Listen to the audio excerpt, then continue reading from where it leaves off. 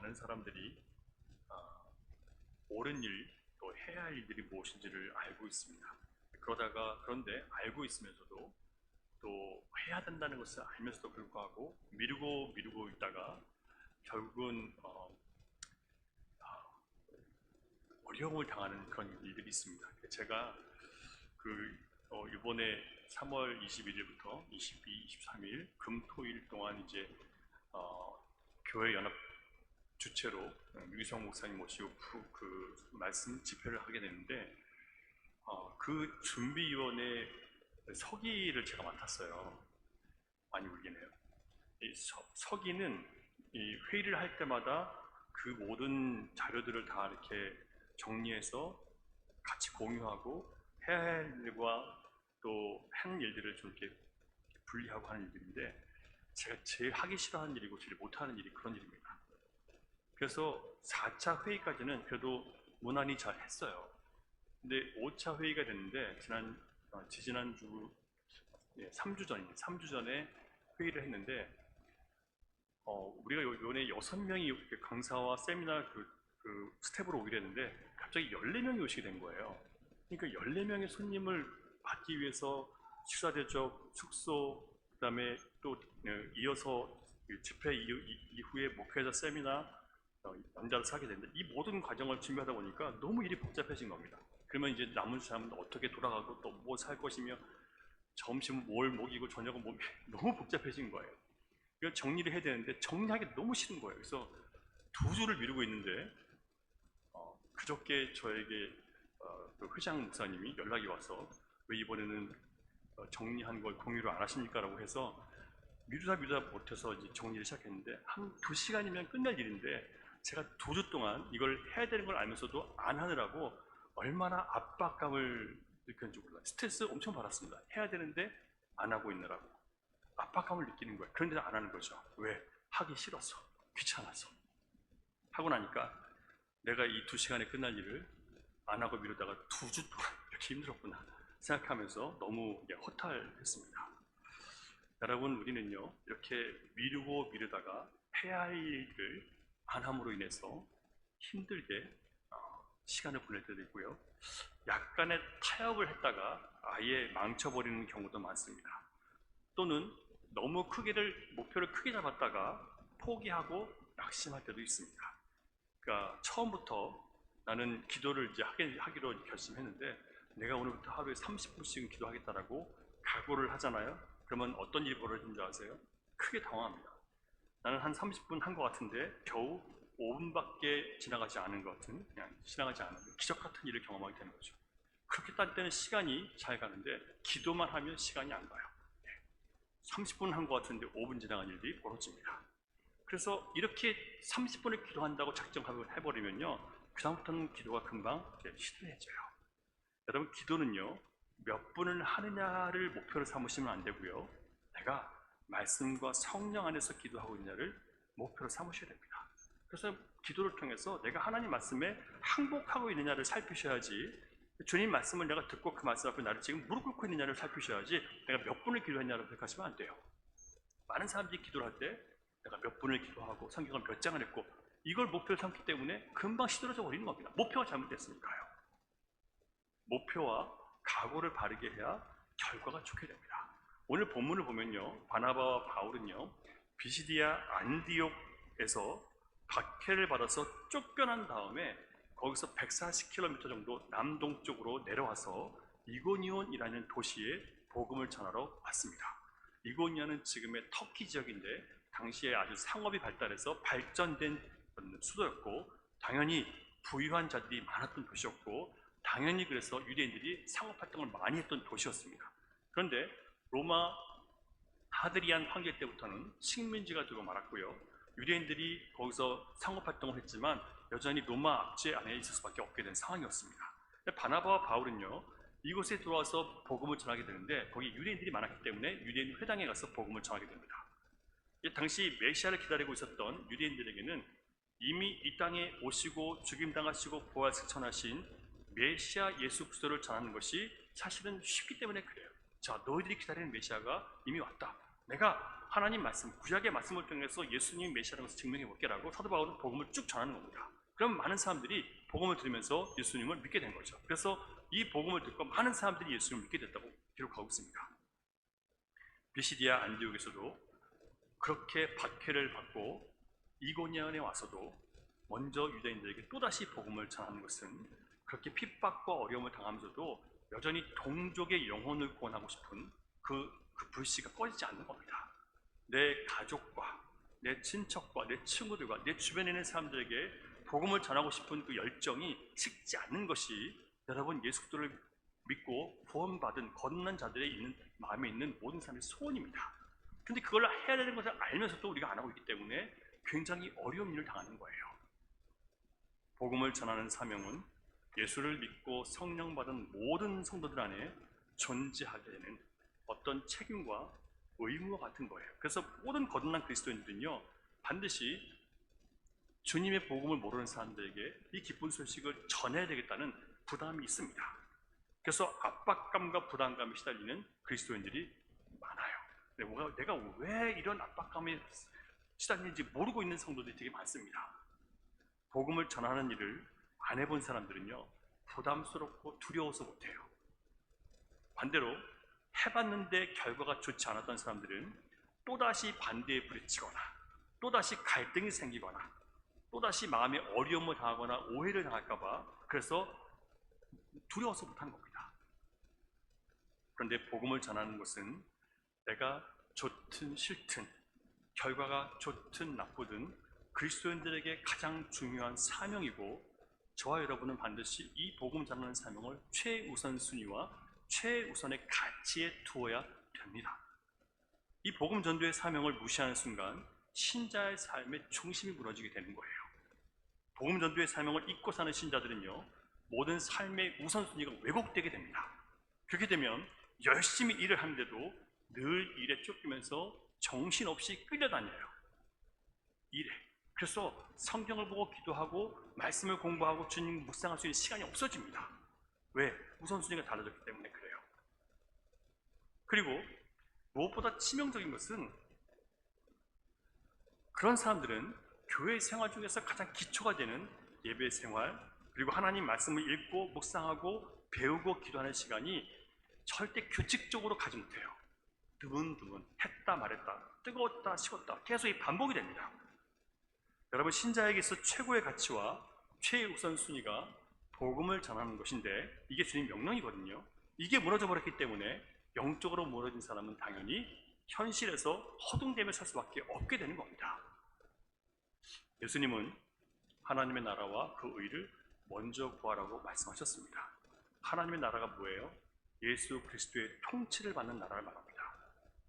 그러니까 예수 그리스도의 말씀으로 내 삶이 인도받고 말씀으로 지도받고 예수님의 성품과 인격으로 내가 고침받고 따라가는 것이 최고의 가치가 되는 것이 바로 하나님 나라를 이루는 거예요. 이미 그래서 하나님 나라 이 땅에 이미 임했습니다.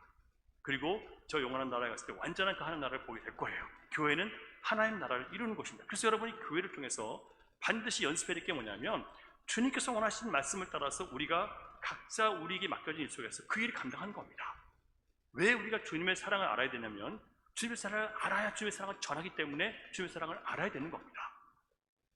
그리고 주님은 사랑으로 이 땅에 오셨기 때문에 그 사랑을 알아야 되는 거예요. 그 사랑이 무엇인지 알아야 됩니다. 그 사랑은요, 자기 부인, 자기 포기, 절대이성 이런 것들이 들어있습니다.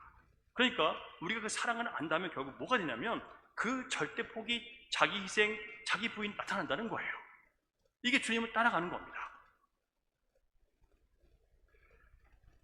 그의 의를 구한다는 것은 하나님이 주신 의가 누구예요? 예수 그리스도잖아요. 그래서 우리가 우리 자신의 의를 내세우며 사는 사람이 아니라 하나님께서 우리에게 주신 하나님의 의 예수 그리스도를 나에게 주신 구원의 은혜로 알고 모든 삶을 은혜, 그 의로움을 나에게 주신 은혜에 힘입어서 살아가는 겁니다. 그러니까 그 의를 구하는 사람은요, 절대 자기 자신을 내세우거나 자랑하거나 높일 수가 없는 거죠. 왜? 내가 은혜로 사는데, 그리스도의 은혜로 사는데 어떻게 나를 높입니까? 예수님은 사람이 거듭나지 않으면 하나님 나라를 볼 수 없다고 하셨습니다. 그래서 거듭난 사람은 하나님의 나라와 그의 의를 먼저 구하라는 말씀 앞에서 항상 정신을 차리게 되고요. 그렇지 못한 자신에 대해서 부끄러움을 느끼고 회개의 마음이 생기게 됩니다. 거기서 끝나면 안 되고요. 그렇기 때문에 이제 다시 하나님의 나라와 의를 위해 사는 삶이 무엇인지를 생각하고 따라가는 거예요. 힘쓰셔야 되는 겁니다.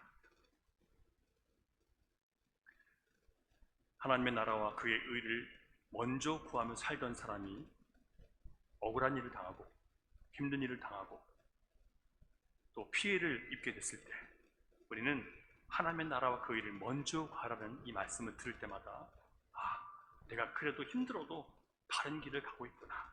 여러분은 십자가의 흔적을 새기고 계신 거예요. 그 말씀을 통해서 내가 위로받고 격려받고 다시 그 길을 기쁨으로 갈 수 있게 되는 겁니다. 자, 그렇다면 우리가 복음을 전하는 일을 최우선 순위로 두고 실천하며 살아갈 때 어떤 일이 일어나는지 오늘 본문을 보면 두 가지 현상을 볼 수 있는 첫째는요. 같이 읽을까요? 시작. 말씀에 순종하는 자와 순종하지 않는 자들 보게 될 것입니다. 말씀에 순종하는 자와 순종하지 않는 자들 여러분들은 보게 됩니다. 그전에는요. 그런 것들은 별로 중요하지 않았어요. 누가 얼마나 성공했는지, 얼마나 유능한지, 얼마나 잘생겼는지, 얼마나 아름다운지 이게 보였는데 이제는 뭐가 보이냐면 저 사람은 하나님께 속한 사람이구나. 저 사람은 아직 주님께 돌아오지 않은 이걸 분별할 수 있는 눈이 생기게 되는 겁니다. 자, 1절을 보면요. 사도 바울이 이고니온에 와서 복음을 전했을 때 허다한 무리가 믿었다라고 기록하고 있어요. 그리고 2절을 보면 순종하지 않는 유대인들이 있어요. 그들이 이방인들을 선동해서 형제들에게 복음을 전하는 사람들에게 악감을 품게 했다는 거예요. 악한 마음을 품게 합니다. 어떻게 해요? 선동을 했는데 선동한다는 것은 그들이 하는 모든 일들에 대해서 그들이 말하는 말들에 대해서 나쁘게 말해서 사람들로 하여금 그들을 미워하고 대적하게 만드는 겁니다. 너무 더우세요? 우리 현대시선 옆으로 가야지 안 더워요. 네, 에어컨을 빨리 고쳐야 되는데 조금만 참아주십시오. 자, 그래서 반대하고 증오하고 혐오하는 사람들과 복음을 듣고 그렇게 대하는 사람들과 복음을 듣고 기뻐하고 예수님을 믿게 되는 사람들이 있습니다. 자, 사람들은 누군가에게 대한 좋은 말보다 험담이나 증오하고 혐오하는 말들을 더 잘 받아들여요. 좋은 말 하면 그냥 흘려보내고 나쁜 말을 하면 그걸 심어요. 그리고 전해요. 남이 잘하는 것들은 잘 안 전하는데 잘못한 것들은 잘 전하는 그 습성이 있어요. 그래서 바울의 복음을 듣고 그리스도를 믿게 된 자들도 많이 있었지만 그만큼 미워하는 사람들도 많아진 겁니다. 그 4절을 보면요. 그 시내, 이고니온이라는 시내에 무리가 나뉘어서 유대인을 따르는 자도 있고 두 사도를 따르는 자도 있다고 이렇게 얘기합니다. 완전히 두 패로 갈려진 거죠. 뭐가 있어요? 그리스도를 믿고 말씀에 순종하는 자와 말씀에 순종한다는 것은 그리스도를 영접했다는 뜻이고 순종하지 않았다는 것은 영접하지 않았다는 뜻이에요. 그리스도를 구주로 구원자와 주인으로 영접하지 않았다는 뜻입니다. 여러분, 저와 여러분이 나가서 복음을 전한다고 해서 도시가 두 쪽이 나서 다투는 일이 당장 일어나지는 않을 겁니다. 하지만 분명한 것은 여러분이 예수님의 복음을 선포하면 가정 안에서도 형제 자매와 부모 자식 안에서도 갈등이 생기고 원수지간이 될 수 있어요. 이게 예수님 말씀이에요. 복음을 전하는데 복음을 받아들이는 사람들은요, 형제가 되고 받아들이지 않은 사람은 형제지간이 돼도 원수가 될 수 있어요. 막 경험해 보신 분들 많이 계실 거예요. 복음 전한 자는 하나님 나라에서는 영광이지만 땅에서는 미움과 오해와 박해를 받을 수 있다는 것을 오늘 사도 바울을 통해서 우리가 보게 됩니다. 바울과 바나바는요, 사도로서 회당에서 많은 사람들 앞에서 말씀을 가르쳤습니다. 그렇기 때문에 많은 사람들이 믿게 되었지만 동시에 적들이 생기는 거예요. 사랑하는 여러분, 우리가 복음을 증거하고 살기 시작할 때 반드시 이런 일이 생기는 거예요. 여러분 전하는 복음을 듣고 기쁨으로 받아들이고 동의하고 함께 힘을 얻는 사람들이 있는 반면에 여러분들이 하는 일로 인해서 기분 나빠하고 미워하고 절교하고 박해하는 사람이 생길 수 있습니다. 이 일을 여러분 감당하셔야 돼요.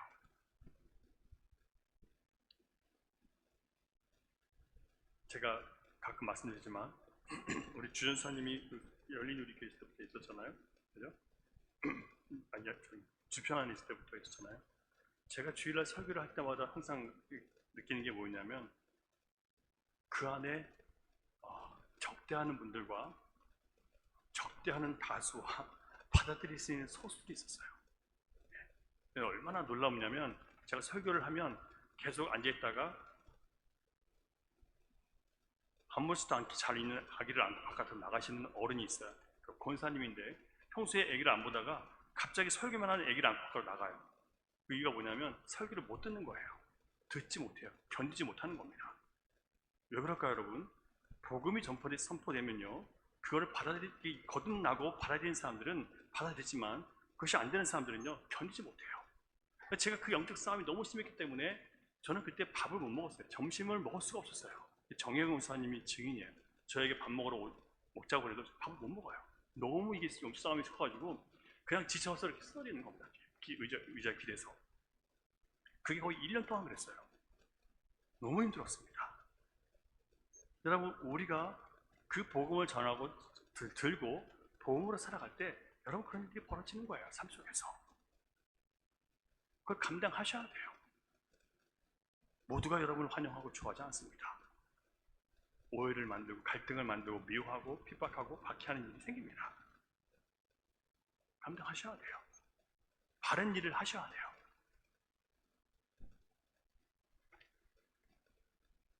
우리의 삶의 현장에서 우리가 할 수 있는 전도는 아주 제한적이죠. 중요한 것은 우리가 성경 말씀을 통해서 왜 예수님이 죽으셔야 됐는지, 그리고 예수님이 왜 부활하셨는지, 그 죽으심과 부활의 의미는 무엇이며 그 부활과 그 죽으심을 통해서 주님이 이루신 것은 무엇이며 어떤 약속이 이루어졌는지 여러분 반드시 알고 계셔야 돼요.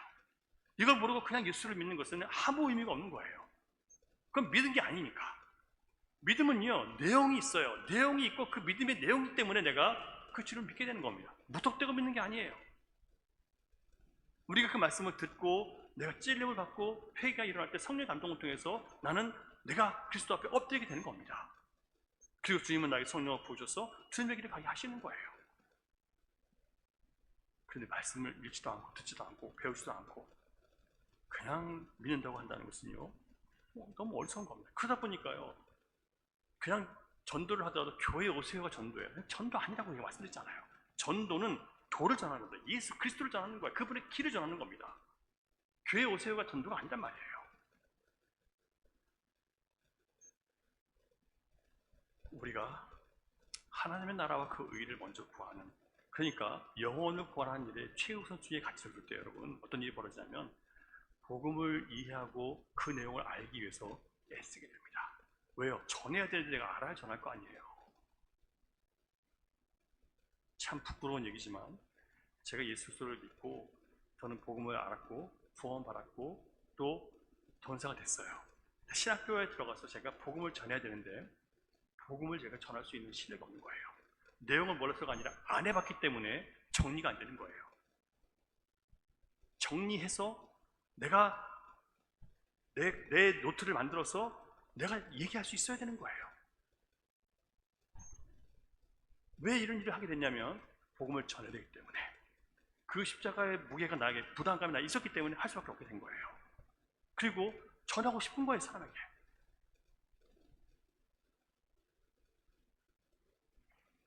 한국 개신교 부흥 역사를 보면요, 우리보다 앞서 개신교가 들어간 중국이나 일본보다 우리 조선의 개신교회가 다른 어떤 나라들보다 빠르게 부흥했고요, 어떤 다른 나라보다 빠르게 자립을 합니다. 그리고 다른 어떤 나라보다 가난한 나라임에도 불구하고 그리고 다른 어떤 나라보다 선교사가 가르치는 교회가 아니라 직접 우리나라 사람이 가르치는 그런 교회가 되어버린 거예요.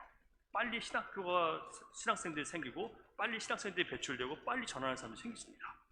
직접 우리나라 기독교가 스스로 자립하게 된 거죠. 영적으로 재정적으로 다 자립하게 됩니다. 이런 일이 없어요.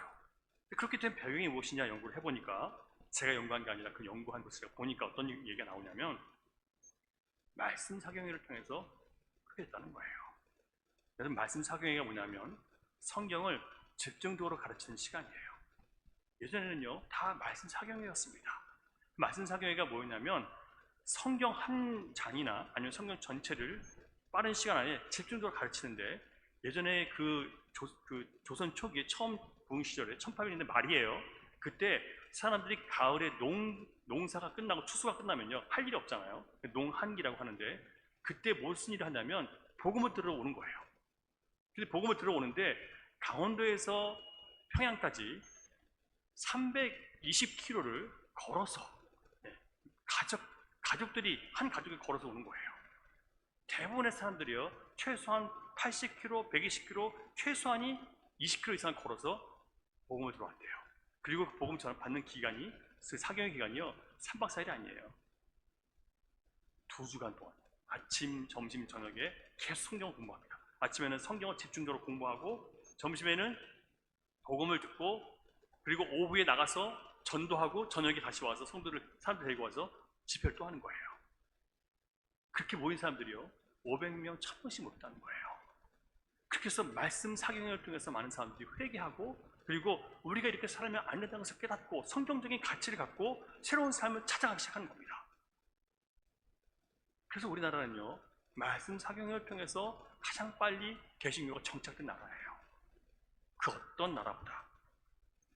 근데 우리 대한민국 어느 순간부터 그걸 잃어버린 거예요.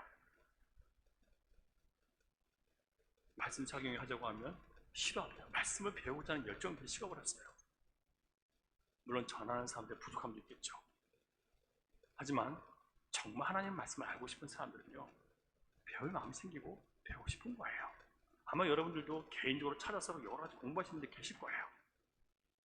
중요한 것은 뭘 하나 내가 관심을 갖는 걸 배우는 게 아니라 성경 전체에 대해서, 또 복음서에 대해서, 뭐 한 성경의 예를 들면 창세기, 출애굽 이런 한 권식을 내가 공부하고 배우면서 여기서 하나님께서 말씀하신 것이 무엇인지, 하나님의 뜻이 무엇인지 발견하는 것은 너무나 중요합니다.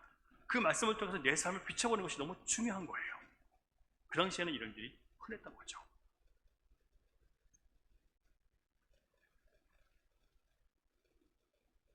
결국 한국 개신교회 정말 누구도 흉내낼 수 없는 이 부흥은요 바로 말씀 사경회를 통해서 하나님 말씀을 배워서 그 말씀으로 회개하고 살아가고자 했던 사람을 통해서 일어난 것을 우리가 알 수 있습니다. 자, 다시 말씀으로 돌아가서 복음을 전한 결과가 두 번째가 뭐냐면 위험을 무릅쓸 일이 자주 생기는 겁니다. 좋은 일이 많이 생기는 게 아니라요 위험을 무릅쓸 일이 더 많이 생겨요. 5절 보겠습니다. 5절 시작. 이방인과 유대인과 그 관리들이 두 사도를 모욕하며 돌로 치르고 달려드니, 복음을 전했더니 어떤 일이 벌어져요? 돌로 치려고, 모함하고 모욕하고 욕하고 죽이려고 달려든 사람이 많아지는 겁니다.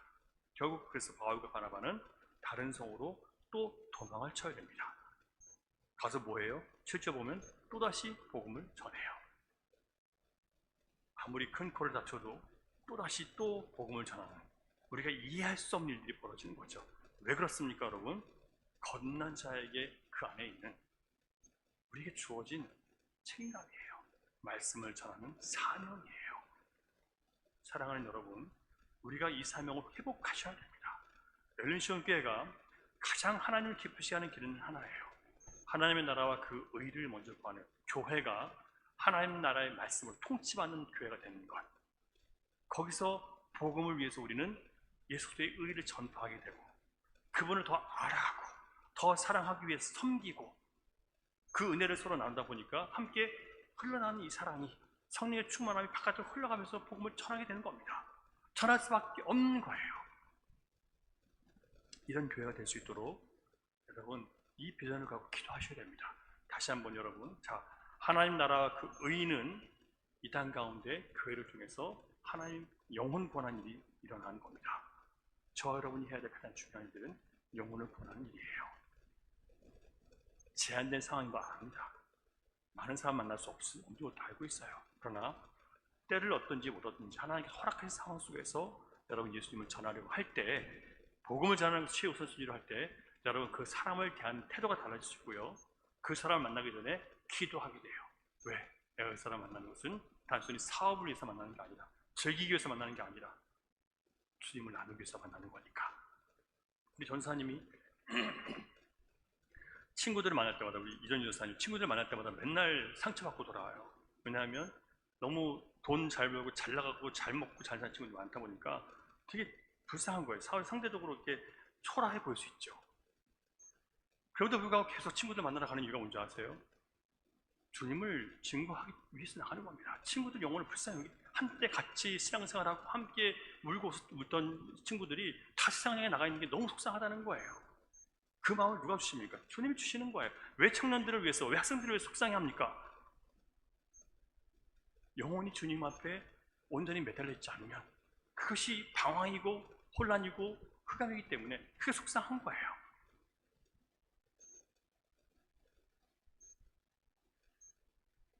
여러분, 왜 자녀들을 보면서 안타깝습니까? 더 온전히 공부도 잘하고 이것도 잘하고 다 잘해야 되는데 이것도 부족하고 저것도 부족하니 속상하잖아요. 여러분, 자녀들이 영혼을 바라볼 때 주님을 만나지 못하고 알지 못해서 겪는 그 어려움을 바라보면서 여러분 속상하지 않으세요? 그런 안타까움이 없으십니까? 있으실 거예요. 그래서 우리는 기도하는 겁니다. 그래서 그들에게 복음을 전하고, 그들에게 전하기 위해서 내가 더 공부하고, 그들에게 기도를 가르치기 위해서 내가 더 기도하는 거예요.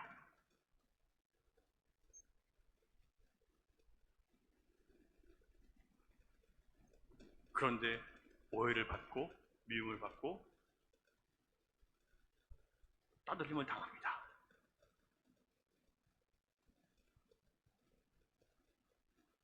돌로 치려고 죽이려고 달려듭니다.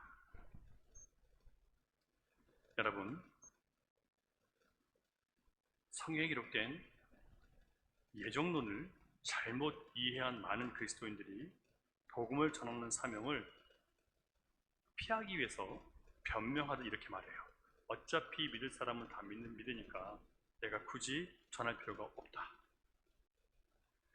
여러분, 전해야 됩니다. 예정이라는 것은요, 하나님이 예정하신 것이 여러분이 예정한 게 아니에요. 내가 예정하지 않았는데 내가 뭘 안다고 내가 전하고 안 하고 내가 결정해요? 하나님은 우리에게 전하라고만 하셨지 너희가 예정하고 안 한지를 따지라고 하시지 않았어요. 전하라고 하셨으면 전하는 거예요. 우리는 몰라요. 누가 하나님 작정하시고 예정하시는지 우리는 모르기 때문에 우리는 전하는 겁니다. 예정 교리를 숙명론적으로 저 사람은 구원받았기 때문에 안전하고 저 사람은 구원 못 받았기 때문에 뭐 전해야 거꾸로 예수를 믿었기 때문에 믿고 있기 때문에 믿을 거니까 전할 필요도 없고 저 사람은 안 믿을 거니까 전할 필요가 없고 이런 얘기가 아니라 믿을 사람과 믿지 않을 사람을 주님이 정하셨다 하더라도 우리는 전도해야 된다는 거예요. 실제로 미국 교회 역사에 이런 일이 있었어요.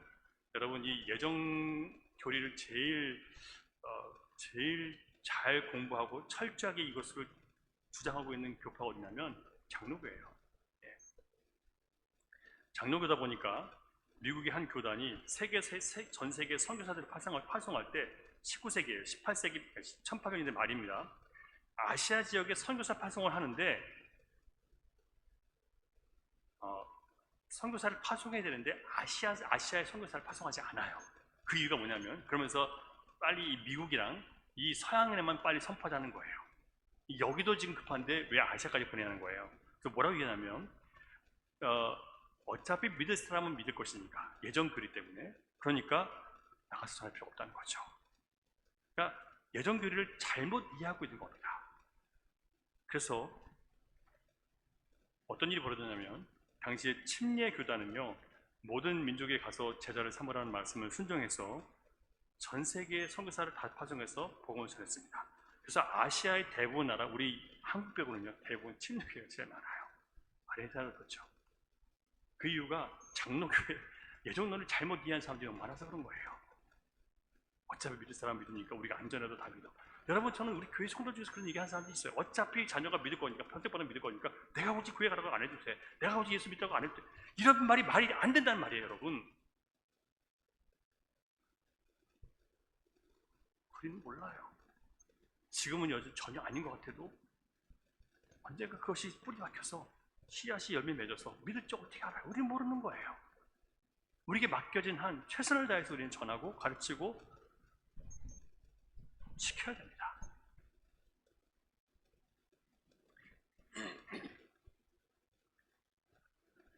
여러분,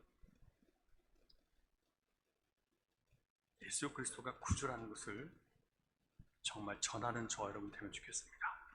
교회에 오세요 말고 그리스도가 유일한 구원의 길이시며 진리시며 생명이라는 것을 전할 수 있는 그런 저와 여러분 되면 좋겠습니다. 그것을 우리의 삶으로 좀 보여주면 좋겠어요. 말로만 교회 오세요 전도하지 말고 예수님이 어떤 분이신지를 우리가 보여줘야 되잖아요. 저 딸이 여기 있지만 제가 제일 부끄러운 게 자네한테도 마찬가지지만 제 성격을 다 알기 때문에 제일 부끄러워요. 네.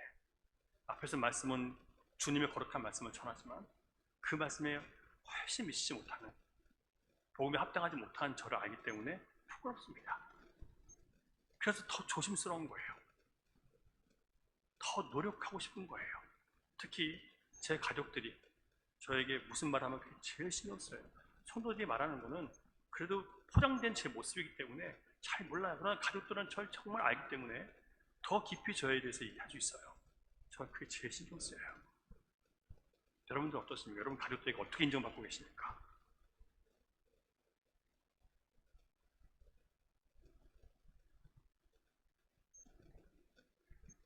바울과 바나바는 이고니온에서 반대와 박해를 받았지만 금방 그 자리를 떠나지 않았어요.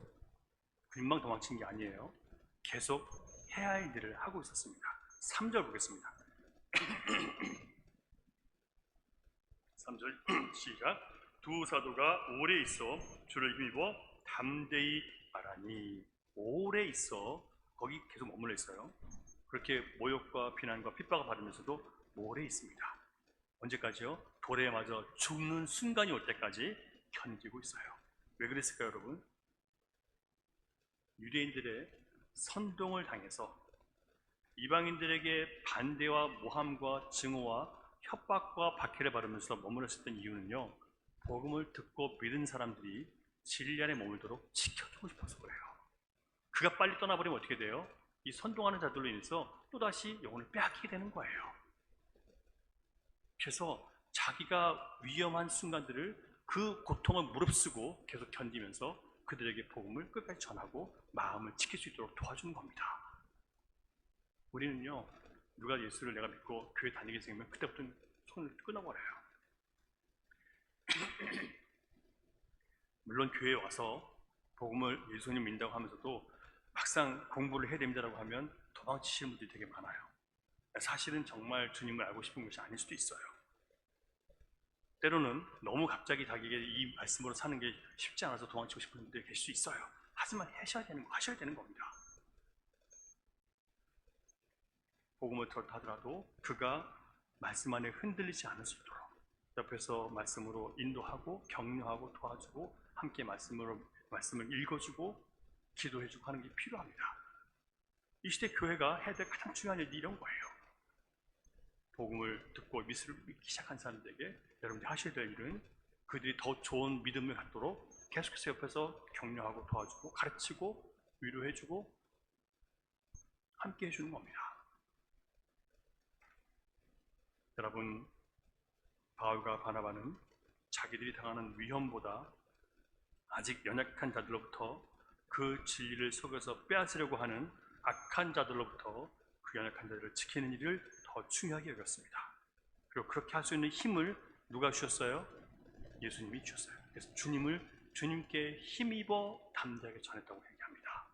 주님께 힘입었다는 것은 주님께서 말씀을 전하는 동안 우리를 지켜주실 것이라는, 복음을 전하는 동안 지켜주실 것이라는 믿음을 갖고 그 힘을 가지고 이 사역을 계속했다는 뜻입니다. 여러분, 그리고 나서 어떤 일이 벌어진지 보세요. 3절 계속 읽을게요.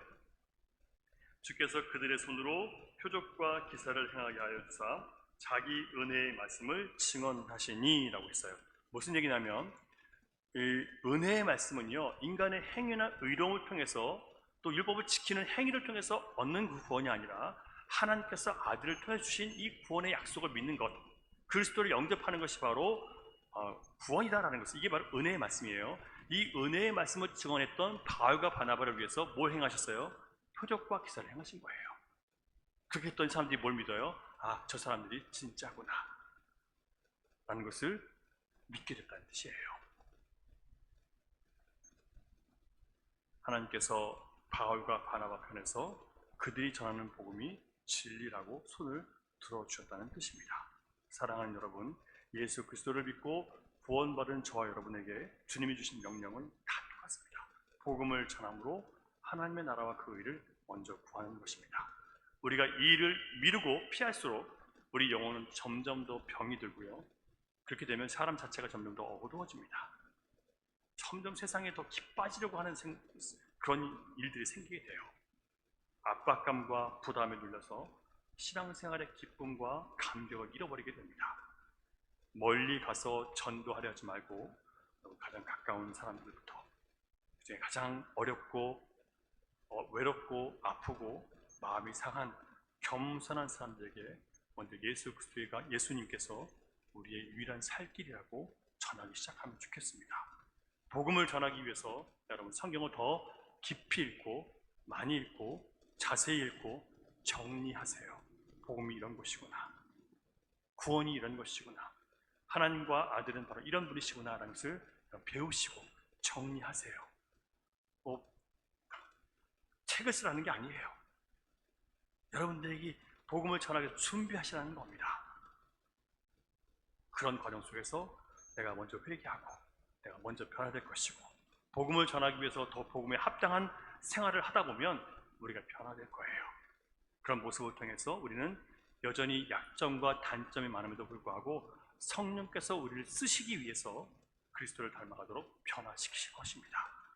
여러분, 조금 전하다가 포기하거나 그가 믿었다고 해서 가르치기를 멈추지 말고 주님을 믿기 시작하면 더 오래 머물면서 그가 시험에 무너지지 않도록 도와주시고 섬겨주는 저와 여러분 되면 좋겠고요, 그리스도를 힘입어 위험과 수고와 부담과 반대와 박해를 무릅쓰고 복음을 전할 수 있는 저와 여러분 되면 좋겠습니다. 그렇게 할 때 하나님께서 그분의 능력을 보여주심으로 하나님 나라가 어떻게 이기는지를 저와 여러분에게 보여주실 줄 믿습니다. 기도하겠습니다.